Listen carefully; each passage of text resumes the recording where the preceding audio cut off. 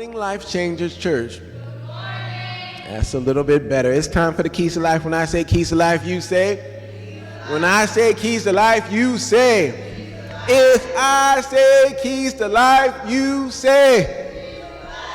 All right. Number one, if you're not working behind the scenes, you're not working. If you're not working behind the scenes, you're not working. And what do I mean by that? Because you say, I work every day. You work every day, but here's the problem. A lot of us have an issue with life. We have an issue with the way things are going, and we go to work every day, but we're missing some parts. We're missing situation. We're missing a connective piece. The connective piece is that you can't put a play on without the people that work behind the scenes. A business does not work without the people that work behind the scenes. A marriage does not work without somebody working what? Behind the scenes. Parenting does not work without somebody working behind the scenes. There is nothing that you do, nothing that will ever get done, nothing. When God started, he started where? Before you ever got here, he had to prepare a place for you. How did you get to Eden? He prepared it before you got there.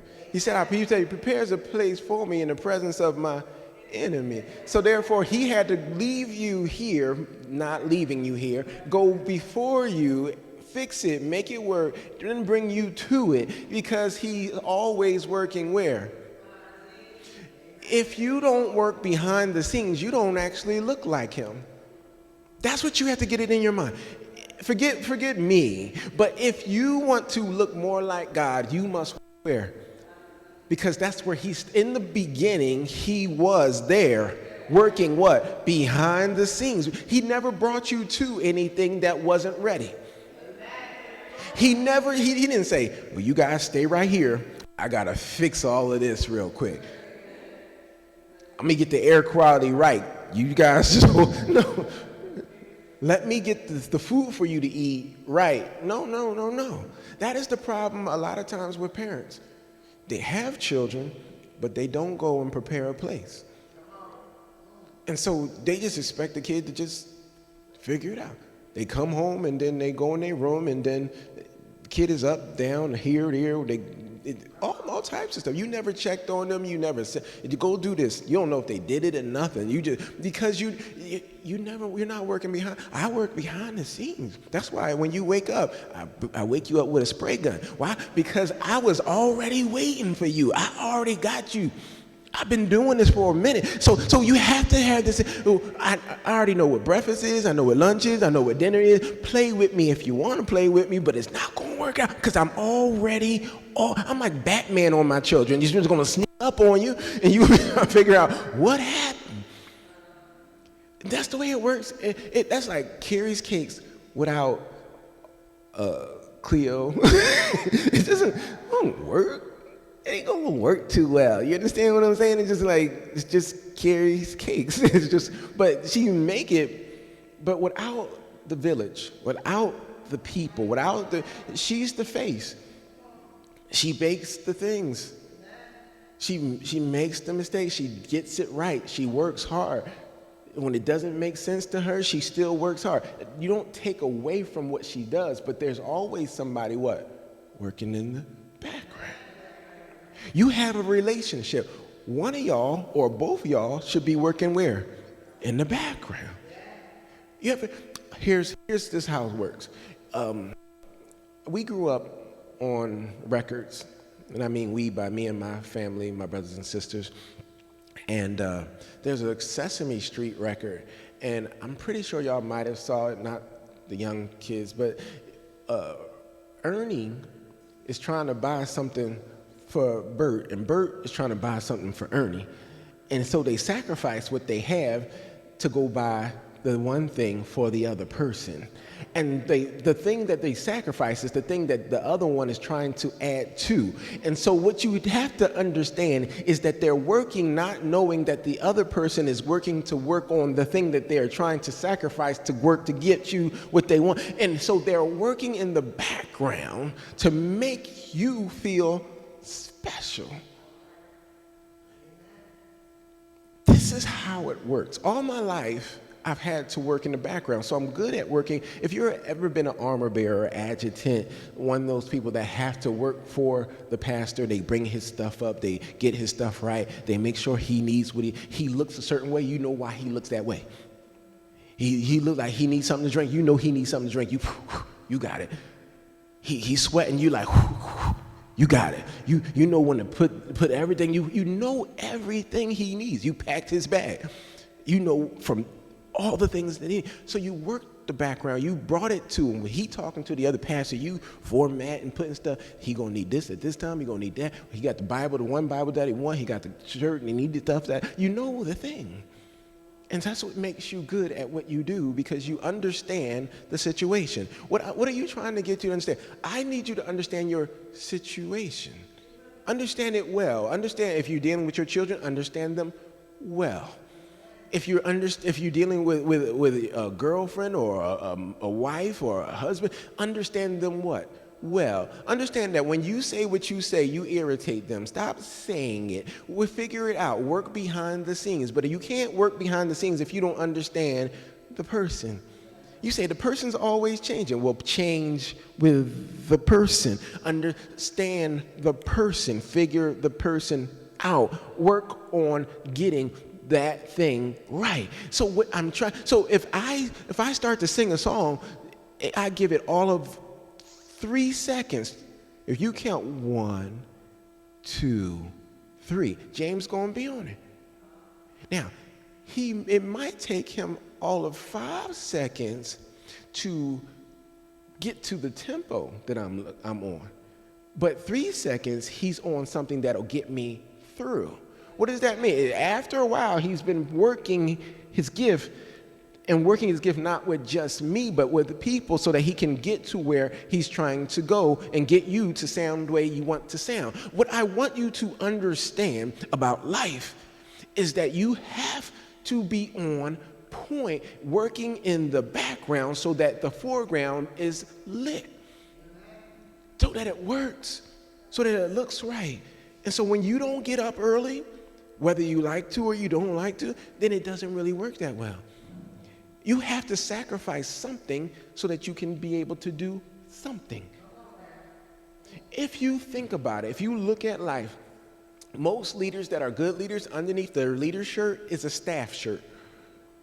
And they work as that. So they were there when you got there, and they're there sometimes when you leave. And then if they leave before you leave and you're mad, but the first phone call that goes out isn't to you, it goes out to them. And so all of a sudden they there at the store because somebody tried to rob. They there at the store because something had to happen, because they're the contact. What I need you to understand is, if you're ever going to be a leader, if you're ever going to work at something, if you're ever going to be priceless. What does that mean? That somebody can say, I don't really know what I would do without you. Like, I really can't figure. If you want that acknowledgement, if you want someone to be like, man, I got to bring them. If I can't bring them, then it ain't going to happen. And somebody's willing to pay for them because they need you. That means that you have been working in the background. If you don't count it to be worth it, that's fine. And this message ain't for you. But if you ever wanted to actually achieve something, get to the point where you're working and working and working, I found myself at different times, and especially in this time of my life, working and finding myself, I don't feel good. I can't seem to make it. I'm standing up when I'm trying to fall asleep. I'm working to make it work on this part, and working on this part, and working on that part, and then I got to do this and do something I ain't never done before, and so that I can work on this. And if you're like, well, you did a few things. No, I didn't do a few things. You don't even understand all the things that I just did. But it's like it's because you don't have to tell the world, but you do have to do it. You have to do it because it needs to get what? Done. Otherwise, it doesn't look as beautiful. People used to say to me way before I even had the amount of kids that I had, literally with probably just Zion, they be like, oh, take my kids, get them to do what you get them to do like that. What? They're like, oh, you want this, but you don't want to work in the background. I sat there, if I say something like, if you don't get this together, it's going to be a problem, I saw the person say, don't make me come over there because I'm going to do this. They got up, walked over there, and I was waiting for it. I was like, oh, this is going to be good. And they grabbed them and sat down. I was like, is that it? You didn't keep your promise, sweetheart. You didn't keep your promise. They gonna do it again. You want what I got, but you ain't willing to do what I did. Cause he got whooped here, there, and everywhere. So when I look at my kids, I look at them and they're like, it ain't even worth it. I'm just gonna go sit down over here because it's not worth it. They gotta figure out is it worth it or is it not worth it? Is it worth it or is it not? But that don't happen if you're not working in the background. And to a point when they get older, it's like, okay, let me just, you know what? Am I hitting kids that's grown? No. But you'll respect me because of the relationship that we have. And I'm still working in the background. I'm just working at a different level on a different thing in the background. You have to figure out what your background is, what it is, and what is the price. Now, here's the key, and I talked about this way too long, but what is the price that you're willing to pay? Because I woke up this morning like, this ain't it. But, with a little help and a little prayer and a little Red Bull, we're going to get through this, right? We're going to get through this. And we're probably going to throw something on because we got some more work to do later on. But Saturday was worth it because I worked on some finances. I worked on the budget. I worked on this kid doing this kid doing that kid doing this kid doing this. And then we worked on this. And then I worked on some things he told me to do while doing it. Now, I don't want to, if I'm correcting other people, I don't really want him correcting me as I correct other people. But it is what it is. So now I'm fixing me as I fix the situation. And I'm like, and just simple stuff, but it's stuff that I don't do, like good job. I don't do that, but he was like, say it. I was like, oh, good job. Good job. Good job. I felt so weird on my face. But you understand what I'm saying? You got to figure it out. Work in the background because it affects people differently. It works the situation. It makes the situation easier. Moving on, because I talked about that for way too long. Number two, don't be desperate late. No, don't be desperate late. What do I mean by that? Most people are desperate when it's too late. Most people they're willing to do anything and everything when it's over. For what? It's over. There's probably a 10 to 25% chance you can get in that it'll work out. Where if you were desperate for the thing that you found to be worth it beforehand, you would work it and you would work it and you'd have an 80% chance. You've got to understand that everybody ain't God. And I think that's the biggest problem that Christians have. We were like, well, God's going to work it out. Who? Through who? Who is God coming down? No. Why is God not coming down? Because you all have him in you. So what are you in this world? His voice and his hands. So therefore, if God's not coming down, he put himself in people. Now, here's the problem. Are the people God? Do the people have God? So if they are not God, but they have God, are they going to do what God says all the time? Therefore, if you piss them off to the highest level of festivity, then you gonna get what the human side says. God, I tried. I'll take the physical challenge. Some people are like, look, If at some point you say, God, whatever it is that I'm going to pay for this, I'm going to pay for it, but they can't stay. You might not have said it, but you did it. You might not have said it, but you pretty much was like, you can, and you didn't say it in a Christian way. You just stopped answering the phone, or you told them off with the words that I can't express right now. You said, and you moved on. What I'm trying to get you to understand is if you learn to be desperate now, if you learn to manage and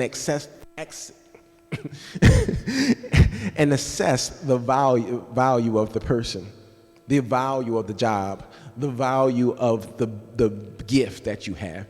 Like, assess the value. It's worth it for me to put in this time.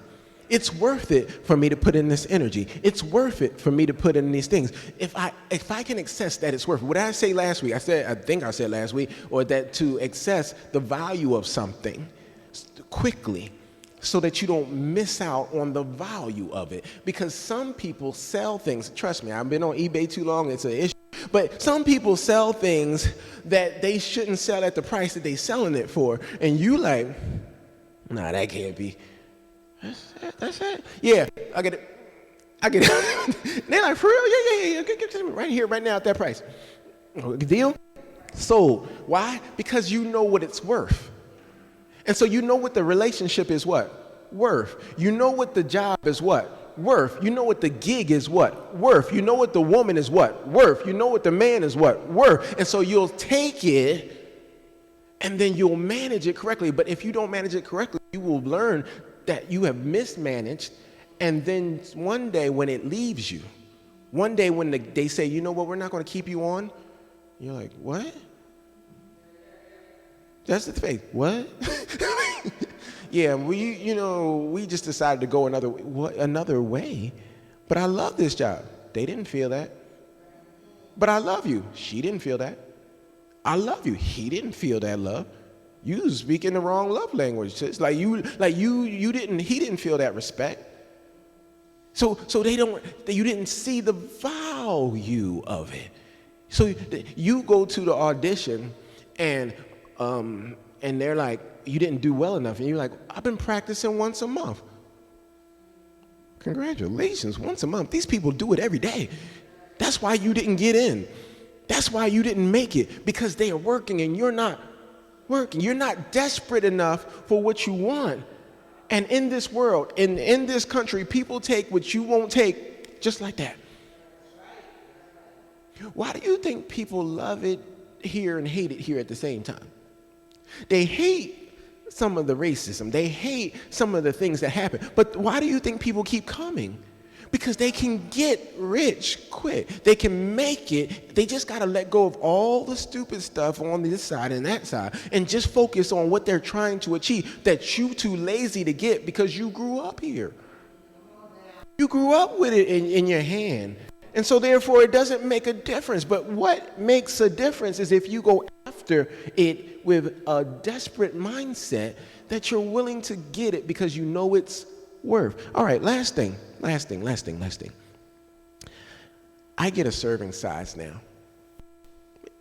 Exactly. You keep making these faces. All my titles, I know my titles are working when she make the face at me. I get a serving size now. Write it down. I get a serving size now. Or you can write, you get a serving size now. I get a serving size. Now, it's on the back of every anything that you buy. I'll tell you what the serving size is. Even with Carrie's cakes, I take a serving size. She left on Sunday. I had my cake. It's rectangle. And I ate this much on Monday, and then this much on Tuesday, and this much on Wednesday, and this much on Thursday. And when she came back and I saw her on Friday, I had the end of it, and then I threw it in the trash. She was like, what are you doing? I needed a serving size. Why? Because 2 months ago, I said, that doesn't make any sense that anybody would eat 3 Oreos. Why would they make a serving size of 3 Oreos? that pissed me off. Like, why would you do that? Why would you tell somebody that you would put all this wonderful, yummy goodness into something and then tell me I can have 4 of this? I can have a handful of chips. I can have, for what? Then why didn't you make them in that, it still doesn't make, but, so I'm working on something. I'm working on something. And I realize that there are some things that I don't have a great control of. And I realize that in every other area of my life, I take a serving size. What does that mean? It means that when I eat something and it's good, I've learned, because I used to be a glutton. I used to like just eat, and if you ask me if I wanted seconds, I'll say yes. And especially if it had cornbread on it or something like that. I'm like, more chicken, fried? Yes, absolutely. And 2012, probably to 2017, 18, yeah, I'll take all of it. Give it to me. And if there's a third plate, when you hear me talk about second breakfast and third breakfast, it's a movie that talks about it, but I lived it. Like I lived it. Like that was my jam. Like that's how I ate. So but I realized that I was doing the same thing. Like if you can't have a whole bunch, you can't have all of everything. And if you don't have enough discipline, you will take all of everything, and you'll be looking at your pants trying to figure out why you don't fit them anymore, why the zipper don't go all the way up, why you got, like gravy size pieces on the side and it's flipping over, and you trying to figure out why your back got so big and why. And so my point to you is that I realized that, even though I'm working out twice a day and doing this, that, and the other, I need to kind of break down the amount of snacks that I eat. Did you know that most people don't really get fat from the food they eat, but from the snacks they snacking on all the time? And so since I'm not going to be gluten-free, I just might as well just go ahead and just break it down. And I learned to build that discipline, and it still tastes good. The cake still tastes good on Thursday, and it still tastes good on Friday, and it's all right. What am I trying to get you to understand? You have to have a certain amount of discipline. You have to realize that if you really want what you want, if you really want a desire to have certain things for every area of your life, just have enough. You don't have to be full.